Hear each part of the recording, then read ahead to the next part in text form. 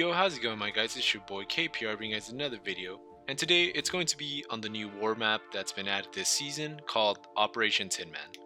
This map is really fun, and I've been playing it a lot compared to Quick Play or any of the other modes that they have. This map has a lot of objectives to do, just like in the other one, except these, I feel like they're more fun and they can be quite intense if you're in overtime. So basically what you have to do in the first, while you're defending, you have to defend the computers from being hacked. And there will be two objectives to defend, which are A and B. One is found on the far right side, another one's found in the far left side.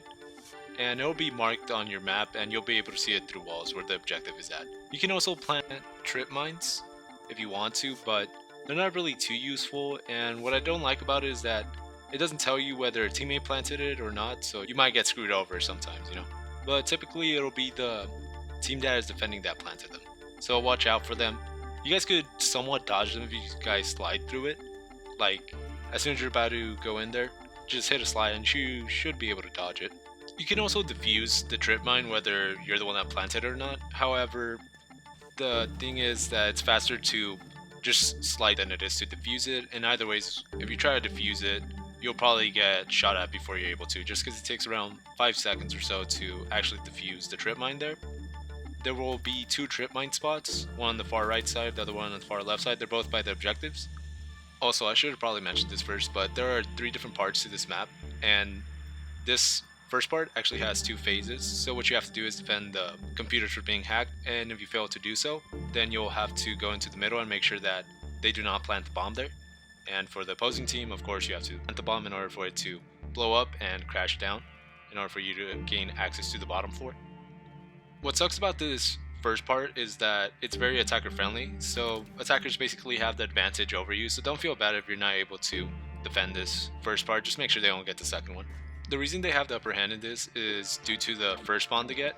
They can parachute down from the plane and just go wherever they want, so they can go into your spawn or somewhat into your spawn and just keep murking you from there if they have somewhat good aim. The other thing about it is that once the 2 computers have been hacked, the middle point is really tough to defend, just because some people just throw themselves at the point, and once they have that bomb planted, you basically lost from there. The thing about it is that everyone can shoot at you from the top and from all directions as well, which sucks, and there are shield turrets you could build, but of course your teammates can hop over to the other side and murk them, but it's really difficult just because you're trying to defuse the bomb and you're also trying to cover your teammates at the same time. But make sure to try to defend the second part of the map. If you guys are able to defend this one, then that's props to you guys. You guys have to have been like doing really good in order to actually cover this and even cover some of the computers, just because once they got a hold of one of those computers, it's basically game over for that first part at least. So don't get discouraged if you lose this one, like I mentioned already. So even if you're defending first in this part, it still feels like you're at a disadvantage just because they can just swarm you very fast and you have to wait a few seconds to spawn in, which makes it somewhat fair, but in this map, just because how close the spawns are, it doesn't really make it too fair for you, and that's why they have the upper hand. So if you lose the first part, you'll have to actually jump to the bottom floor, and you can use your parachute, and you can be murking the people that are trying to jump off, or the people jumping down, depending whether you're attacking or defending. Right here, I stayed up there for a bit and tried to get a few kills, just cause, I was like, bro, I lost the point, might as well take out some few people. I know it doesn't really matter since they'll spawn at the bottom, but it's still satisfying. So in this first one, you have to make sure you stop them from escorting the Wilson. So in the first phase of this second part, you have to make sure they don't make it to the server room. If they make it into the server room, that'll let them get into the second phase of the part. You're able to build a barricade in order to stop them for a bit. It'll also mess them up since they have to plant a bomb. So you have some time to either murk the people escorting the Wilson or stop the person from planting that bomb in order to destroy the barricade to not get through.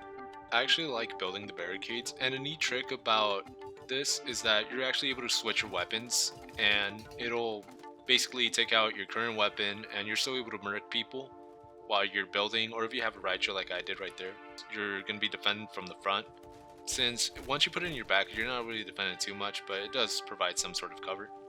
So there will also be 2 trip mines to plant here, in the first phase at least. The first one is found right by the barricade that you're able to build. The second one is found actually up top. And that one, it can be a hit or miss just because it is very noticeable. So people can actually crawl under the trip mine, and they're also able to crawl under it here. Oh, and I also forgot to mention that even if it's your trip mine and an enemy sets it off and you're by it, it'll still murk you as well, just because it counts as nobody's kill. Right there, as you guys saw, someone got murked by the trip mine, but it also murked his teammate. It was our teammate that planted it, but either ways, it doesn't count as anyone's kill. Kind of sucks, since that's the reason that you're not able to tell whether a teammate planted it or not. They should definitely change it, just make it like a blue or red indicator. But I know that's the point of it, just to catch people off guard since they won't know. Alright, so in the second phase, it's basically a capture point.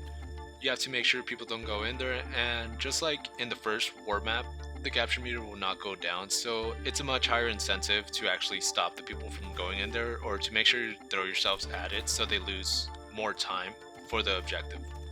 They basically get around 5 minutes or so in each part of the map. I don't think it can go higher than that, and my matches last 20 to 30 minutes sometimes, just because how many overtime or how long overtime is at certain parts of the map. The good thing about that is that you're going to be able to get a lot of XP from it, that being weapon XP, player XP, and battle pass XP. So I would suggest doing this mode a lot if you don't really like zombies or Warzone, because those are the other ones that will give you a lot of XP, or just battle pass XP in general if you're trying to farm it. So anyways, into the third phase, you have to stop the Wheelson from being escorted again, and you can build another barricade in front of it, but once you get past that certain barricade part, they'll start to have different spawns, and so will you.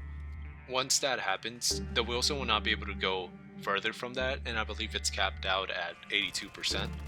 And I actually messed up on this, so it's actually 4 phases for the second part, and that might be a bit of an advantage for you, but not really, just because they can still bombard you. And it's still just up for grabs for any of the teams. So as long as you're more coordinated, watch your flanks, you should be able to get the spot. However, they have such a good angle on you, you might not be able to push them at all. So like I said, it just depends which team is better. I was actually able to hold off this team right here at this certain section once it got into the fourth phase. And in the fourth phase, again, it's just capturing the point like you did, or like they did in the second phase. And if you're attacking, you have to, of course, capture that point.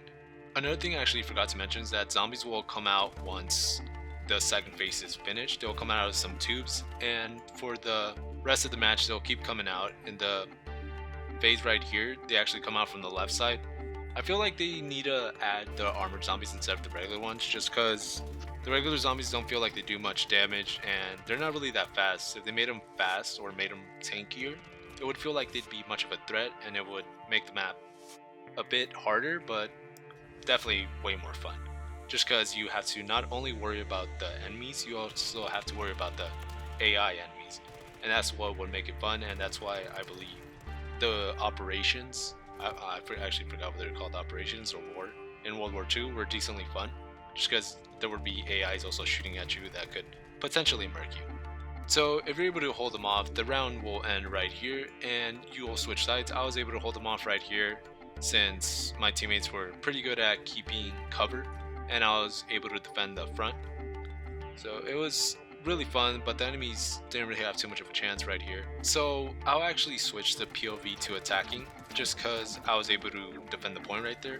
And once you take the fourth phase of the second part, you will actually have to jump out of the map again, because the map will be clouded with, I actually forgot what the poison cloud is called, the purple cloud that makes zombies. That's what you're trying to investigate on. So once you're in the last part, you'll actually just have 2 phases. The first phase is really easy and actually pretty hard to defend against.